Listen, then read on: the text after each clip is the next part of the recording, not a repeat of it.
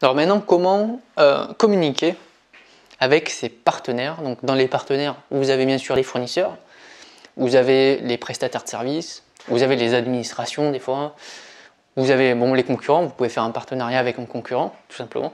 Donc vous pouvez communiquer avec eux de différentes manières. Vous pouvez mettre en place notamment un extranet. Donc un extranet, c'est tout simplement, c'est un peu comme l'intranet. La différence qu'il a, c'est que l'intranet, c'est les collaborateurs uniquement qui vont pouvoir y accéder grâce à un mot de passe.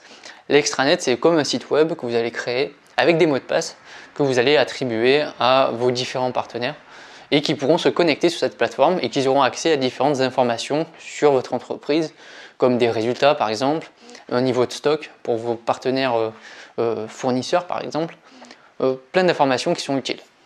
Ensuite, il y a les réseaux sociaux professionnels qui sont très puissants aussi pour entrer en communication avec des fournisseurs.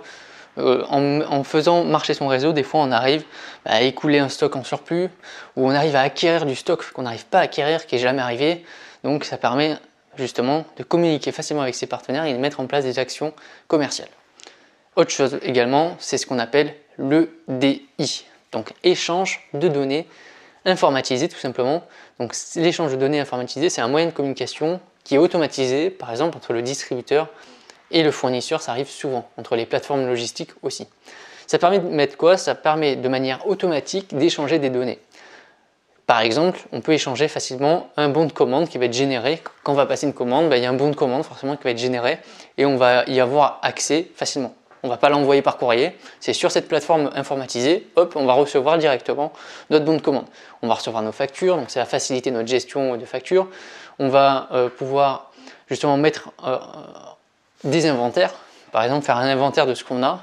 Donc notre fournisseur aura accès à notre niveau de stock et donc il va pouvoir adapter ses commandes.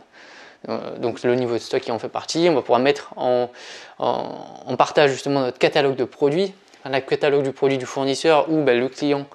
C'est-à-dire nous par exemple, quand on est vendeur, on va pouvoir acheter facilement les produits, voir ce qu'ils proposent en ce moment, quelles sont les promotions, et plus seulement justement des envois de catalogues en boîte aux lettres. Maintenant ça se fait informatiquement.